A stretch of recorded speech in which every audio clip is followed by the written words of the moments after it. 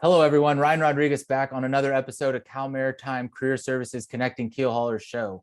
Today, we are joined by Max Rosenberg, a ME license grad from the class of 2013 and an MSTEM grad from the class of 2015. Max, thanks for taking some time out of your day to speak with us a little bit.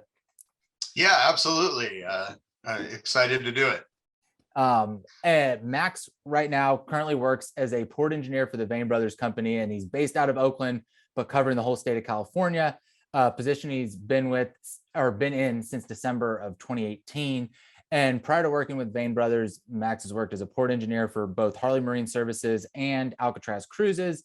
He worked in several roles with the GBS group, and he sailed for 8 years post-graduation with Crowley, working his way all the way up to chief engineer. And Max, being that you kind of have an interesting path to end up at Cal Maritime and then go into your master's, we'll start with you were a transfer from Cal Poly. So what led you to transfer to Cal Maritime as an undergrad? And then what led you to return for your master's degree?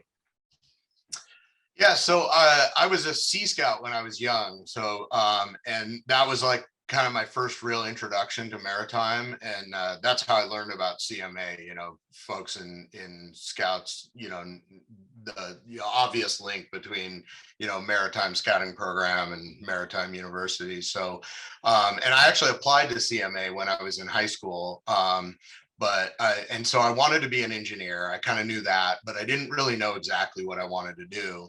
And I had applied to other schools, obviously, and I got into Cal Poly and got really excited about that. I mean, that's a pretty prestigious school, and so I was immediately like super excited about Cal Poly, and so I decided to go there, and I kind of dropped other options and I went, and it's a great school.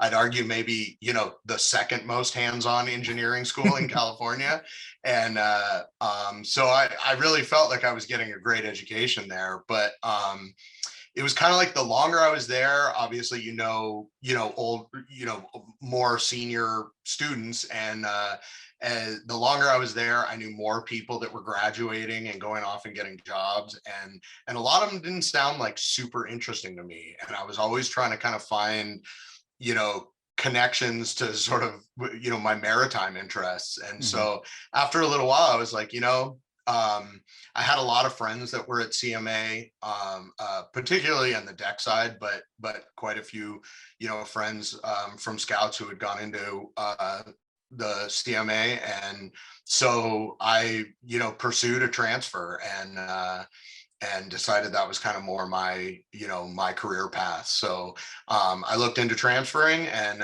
transferred up. I stuck with the same major. I was an ME at Cal Poly and an ME at CMA. But and in some ways it was a pretty seamless transition, both being Cal States, but there's some obvious differences. So there was a little bit of challenge in transferring, but yeah, so I ended up finishing my undergrad at CMA.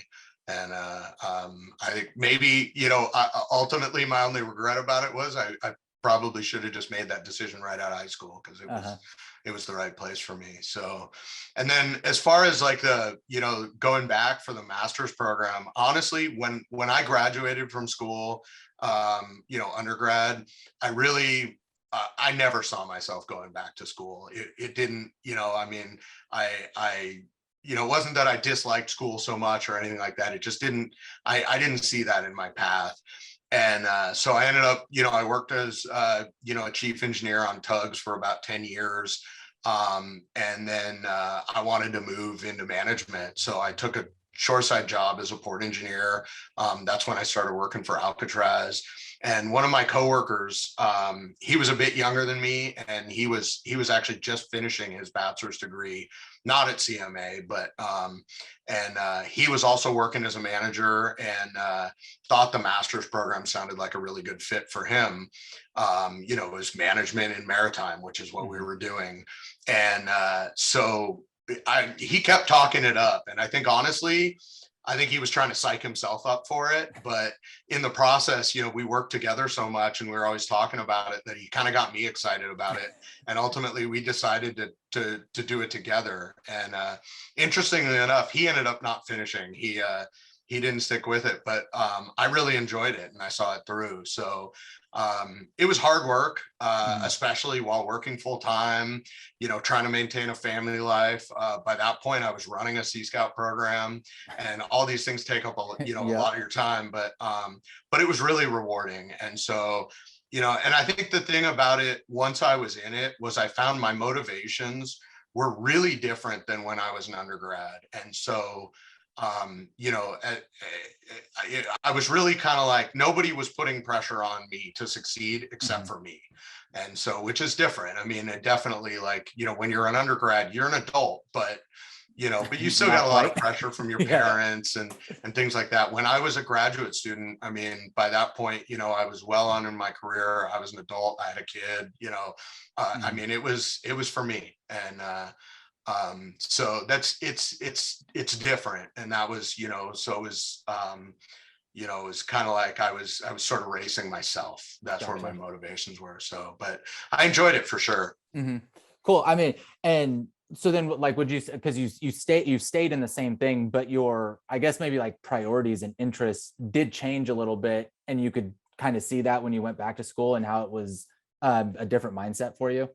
Yeah, I mean, definitely. I mean, by that point, like when I was an undergrad, I was just looking to start my career. And, Mhm. by that point, I was kind of mid-career. I was looking to grow my management skills. And, so yeah, I mean, it's definitely, you've got some different priorities, different goals. And, that really played into my motivations for seeing it through. And like I said, it's hard. It's a lot of, time management, if nothing else.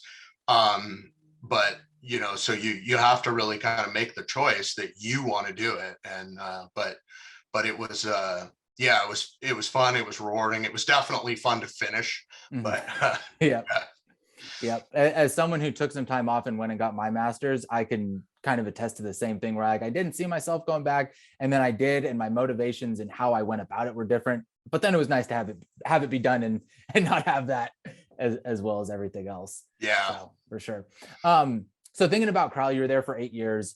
What were some, this is kind of long-winded question, but what were some highlights at Crowley? How did you progress through the company, and even like with your license and everything? What advice would you give to licensed engineers who are getting started in the industry? And then lastly, because we do hear that with Crowley, were you a member of a union as well when you worked there? Yeah, so I actually worked for a couple other tug companies real briefly right out of school, trying Okay. to kind of like find my place. And then, I ended up settling down at Crowley. It ended up being a pretty good fit, for a while. And so, I can't speak from like experience on like all parts of the industry, Hmm. but definitely in the tugboat, business, it can be a little tough getting started off as an engineer, just right out of school, or because at that point I kind of had a good education but not a lot of experience. Yep. And so I didn't really want to get a job as a deckhand or something. I wanted to be an engineer, but there's only one engineer on most tugboats, and so companies really kind of expect you to be able to hold your own. And so you know, one thing I can say applies, kind of industry wide, is sometimes proving yourself means taking a more junior position to get your foot in the door.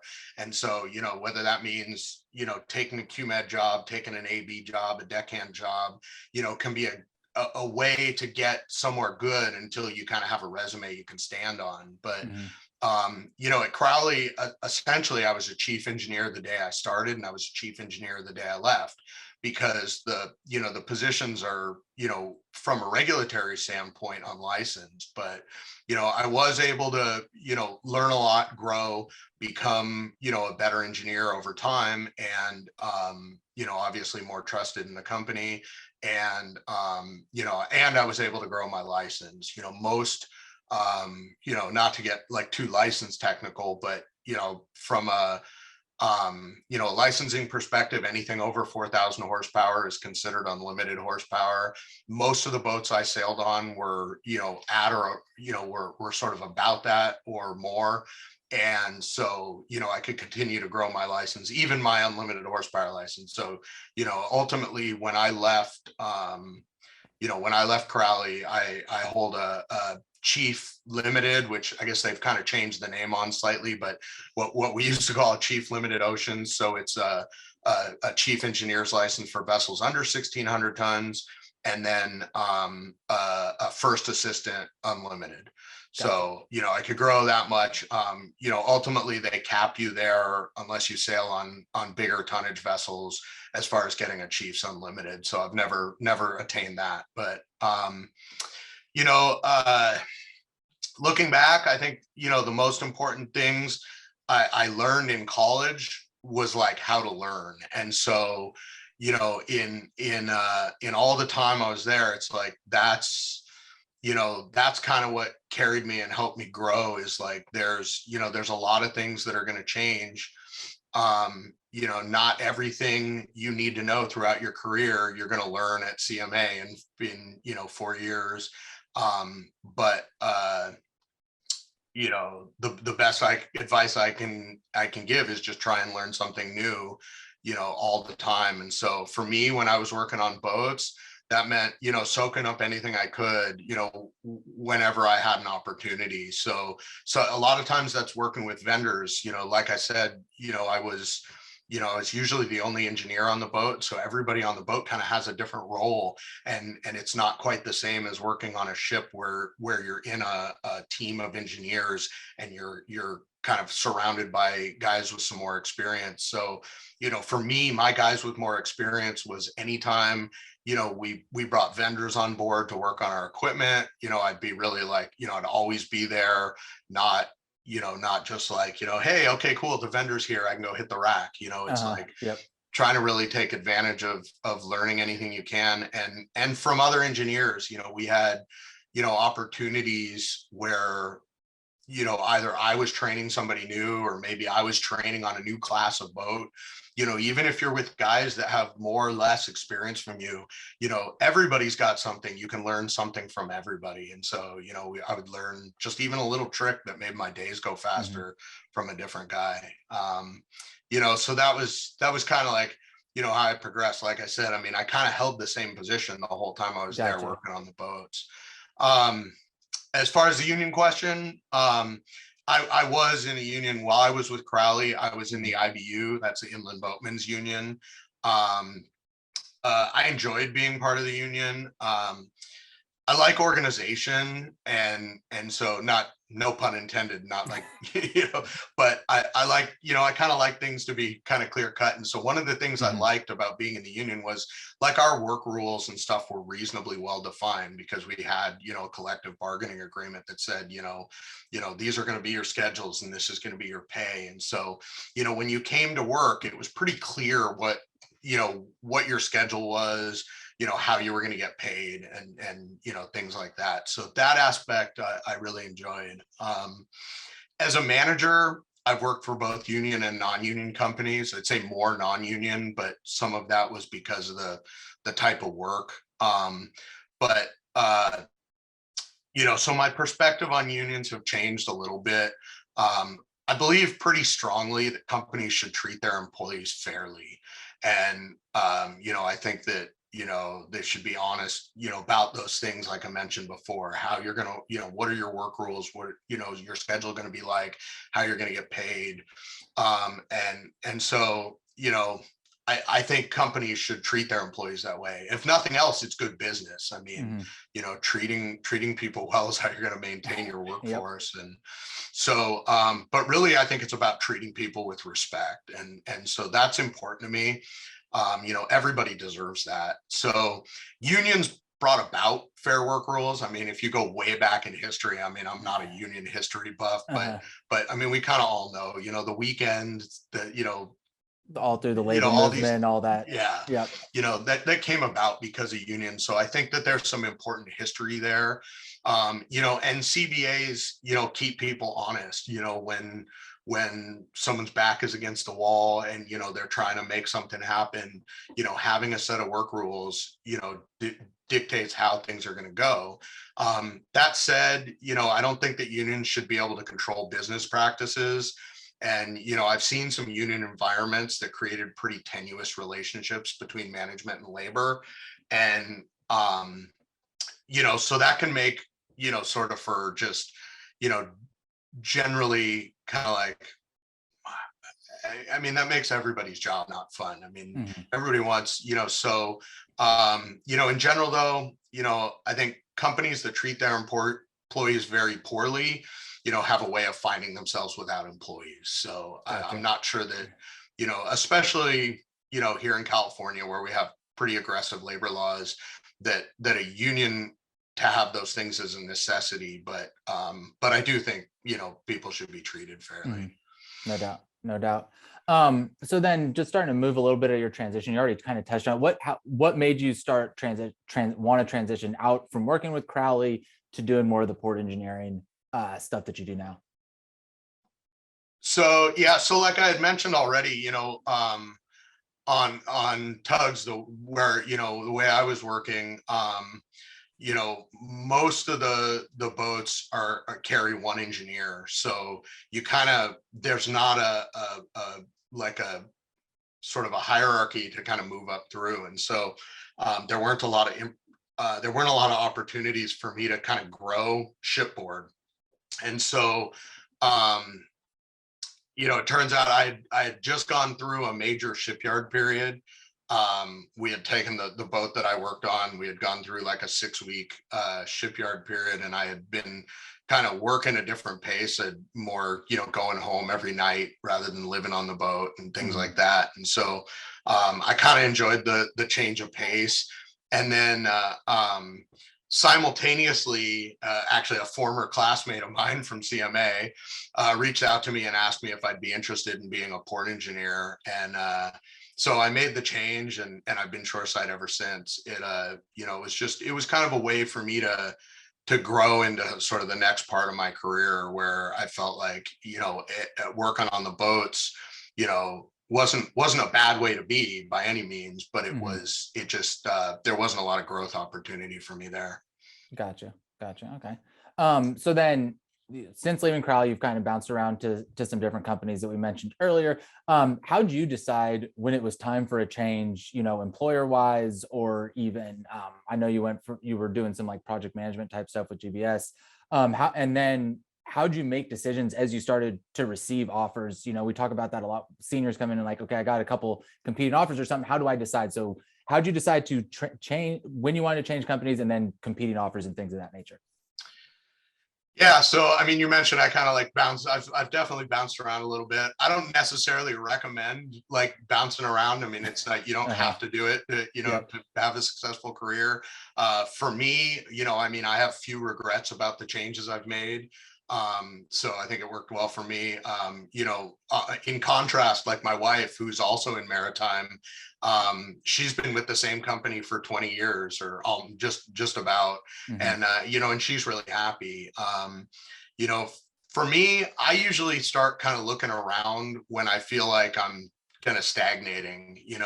I like to grow, and I like, new challenges, and that could be like, through opportunities for promotion or raises, but kind of more importantly, it's like, about taking on new challenges. So if I feel like I don't see a lot of opportunities, for myself to move into something new, and I don't like to do kind of the same thing forever. And so,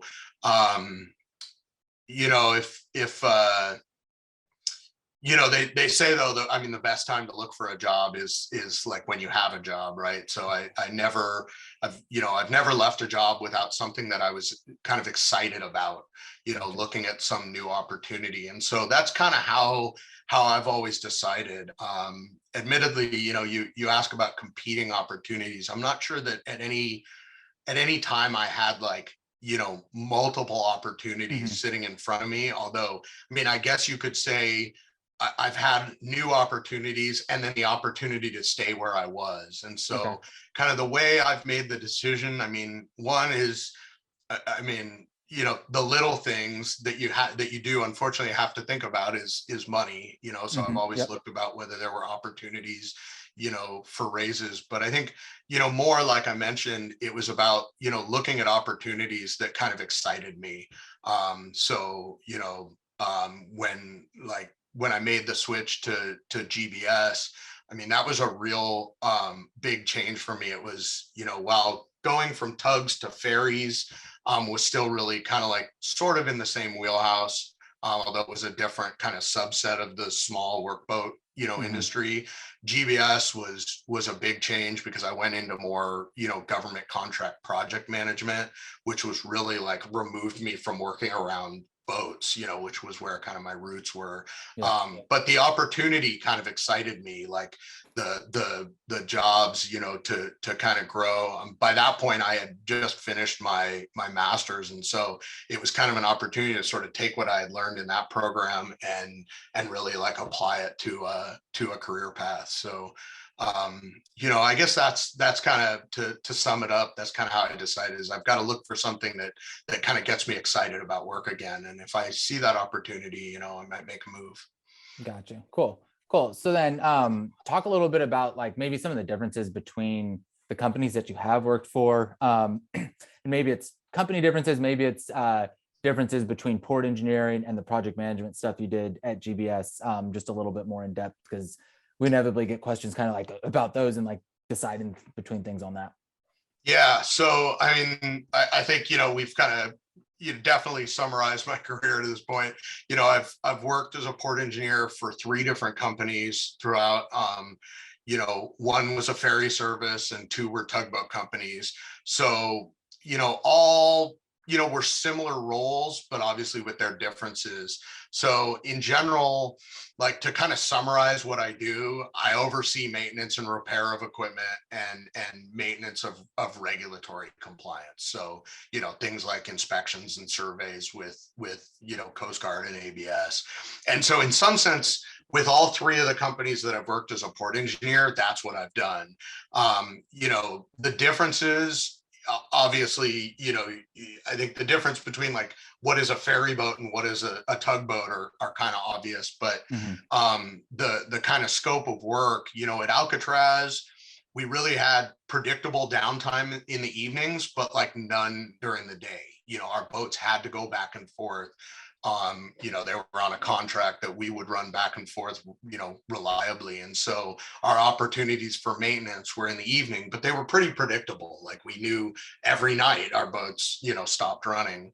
When I worked at Starlight, which was part of Harley, I had, the vessel schedule was like much more sporadic. So you're trying to fit maintenance in between jobs that you don't always know when they're going to be. Another contrast was like at Alcatraz, I had a fleet of mechanics that worked for me, but no shipboard engineers. So we didn't have guys on the boats. I had mechanics that were kind of, at the ready to do maintenance when the vessels came in. At Starlight, I kind of had both. We had full-time engineers working on the boats. So you had guys that were always kind of watching after the boats, and they were kind of, it was their job to sort of do the same thing I was doing. I was just kind of there to make sure it was getting done and oversee it.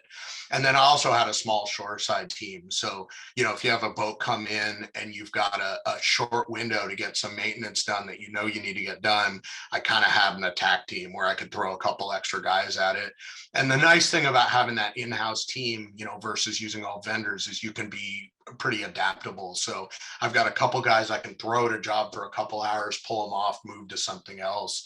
And we're a little more seamless than calling in, vendors, which is, how a lot of workboat maintenance gets done, is by bringing in outside vendors, because we can't specialize in everything, and we have a limited staff. But Vane has been similar, with some unique challenges. I think I cover a much larger geographic area. So like for Vane, I'm the port engineer for all of California, which really means, obviously we don't do a whole lot of work in the Central Valley, but all of California means covering, the San Francisco Bay Area and the LA Long Beach area. And so it means my equipment is pretty spread out.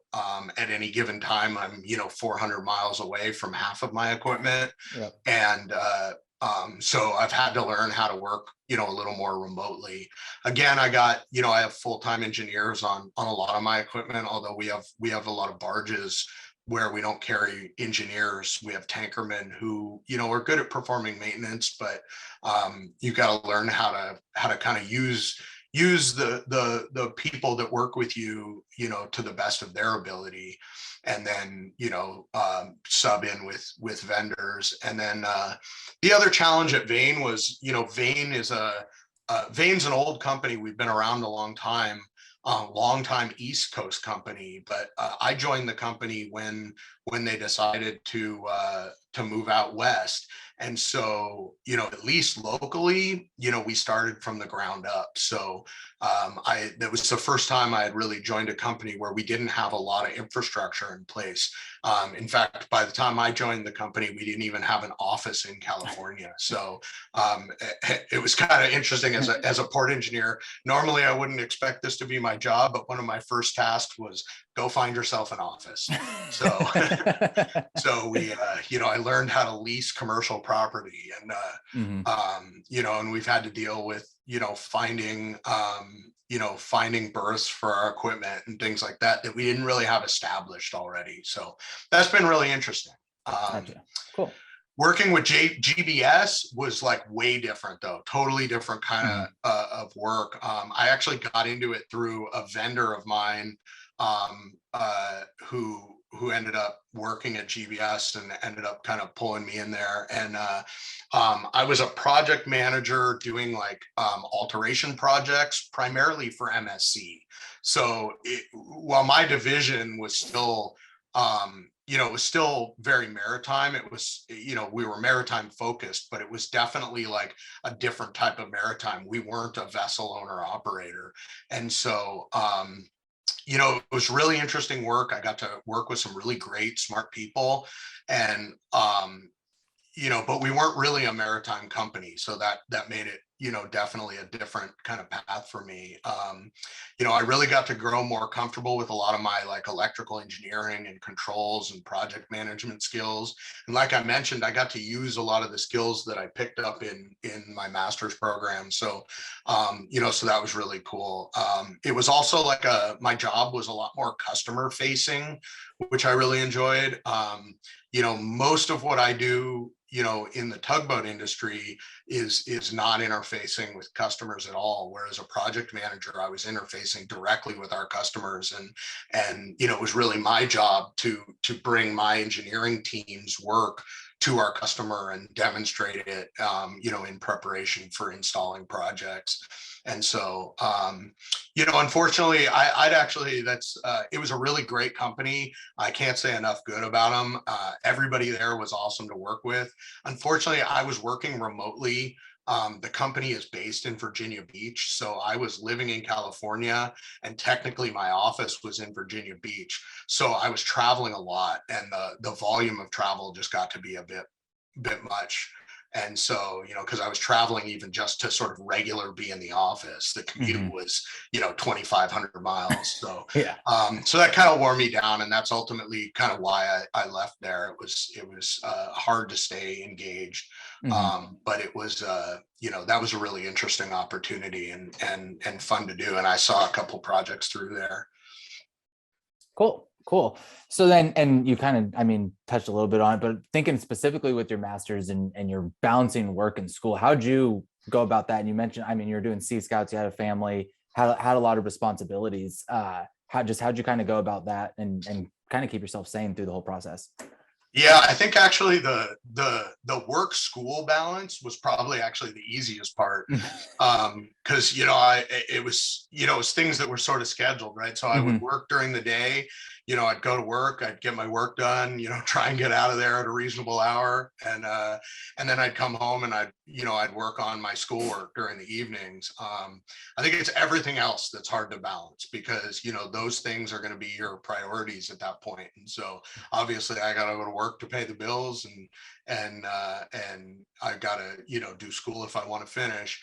But, I used to tell people while I was doing it that family time meant doing schoolwork in the same room as my family doing other things. So, it's definitely hard. I think the most important thing to doing that was keeping my time organized. So to be motivated and to set aside time for school and stay focused on it, the more I could focus on my schoolwork when I was doing it, man, I could get it done in a reasonable amount of time and then, move on to my other things in life. So, it sounds simple, but I'm not going to lie, it was hard. Mhm.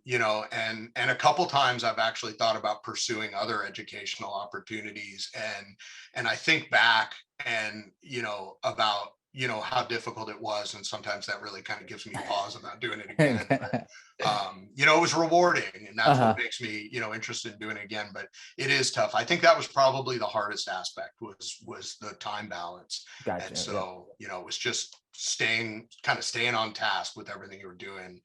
And so maybe that was like the last subject that's not actually in the curriculum is I learned a lot of time management. Hmm. Nice, nice.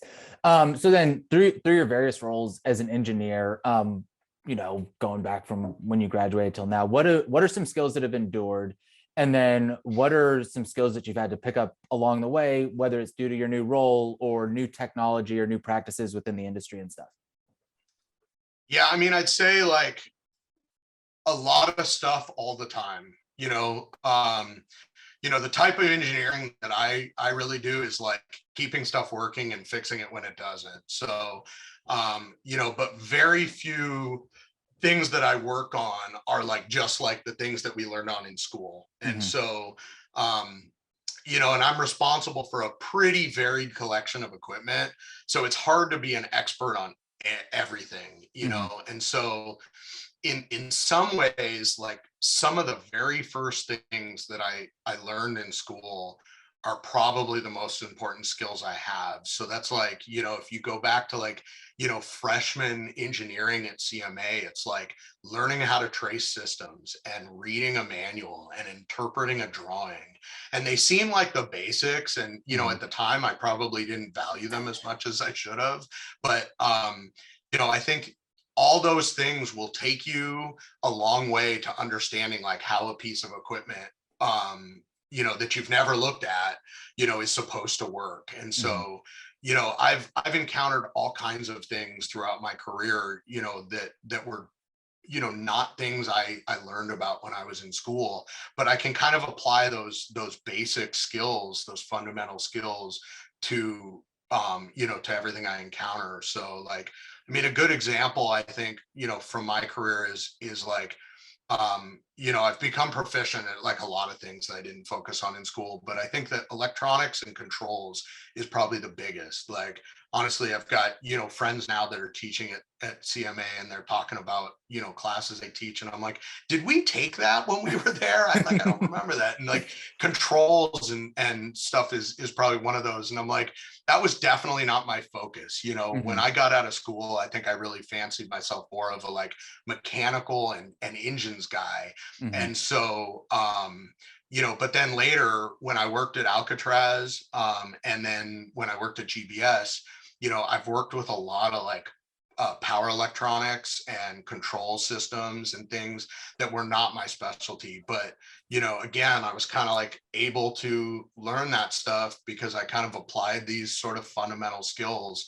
I think I kind of hate to admit it, but maybe some of my best engineering classes were English classes because I think people don't realize like how much in engineering you spend like with reading and writing. I mean, just being able to read a manual for comprehension, and guys that are experts in that wrote that manual. And Hmm. so, you can kind of become an overnight expert in a piece of equipment. So that's kind of what I'd say. I know that's like beating around the bush a little around your question, but without any real specifics, but it's like a lot of things. I mean, Hmm. nothing, depending on exactly what you do, for work, I mean, everything's going to change on you. I Yep. mean, technology moves pretty quickly, and you're definitely not going to work on the same things day one in your career that you do, say, 10 years, 20 years. And so it's just a matter of, being prepared to continually learn about new stuff. And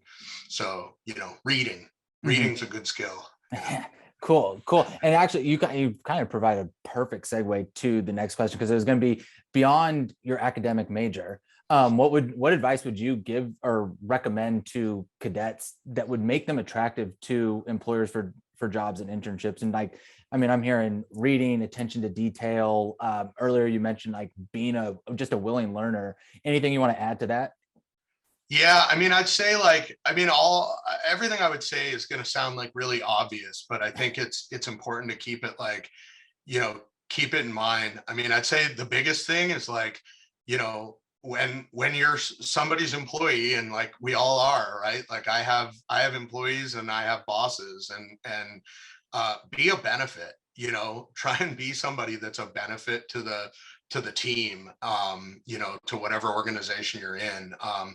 Try and make your boss's life easier, whether that means being available or, presenting solutions instead of problems. I mean, my best engineers, guys that work for me, are the guys that call me and tell me about a problem they just fixed, rather than a problem, that they want me to fix. And so, that kind of thing is like, and that it sounds really obvious, but just, being a benefit to the team, keeping that in mind, that that's what you're there to do. Especially when you're getting started, I'd say be flexible. That means, when you're young and starting out, it might mean taking different roles, at times, or different schedules, but, kind of being flexible. That's how you're gonna advance well. And then I'd say also, be confident, but don't be cocky. There is a difference, and it tends to come across pretty loudly in interviews. I've throughout different aspects of my career, I mean, I've been a hiring manager, I've been responsible for interviewing people, and like, somebody who sounds like they know what they're talking about, but doesn't have to like tell you over and over again, that, those have always, turned out to be my best guys. I want guys that know, that aren't afraid to dig into things, but are also aware that they may not know everything. Mhm. And and then I would just say, like, above all else, always be investing in yourself. Make sure you're always getting better at what you do. And that goes back to that, just trying to soak up everything you can throughout your, I like knowing something new every day. Cool. I guess that probably might answer the next question of a bottom line tip that you can give to cadets about their career development, but anything to add to that? Great answer. I don't know that. I mean, that would be my bottom line Yep. tip. Keep learning. Yep.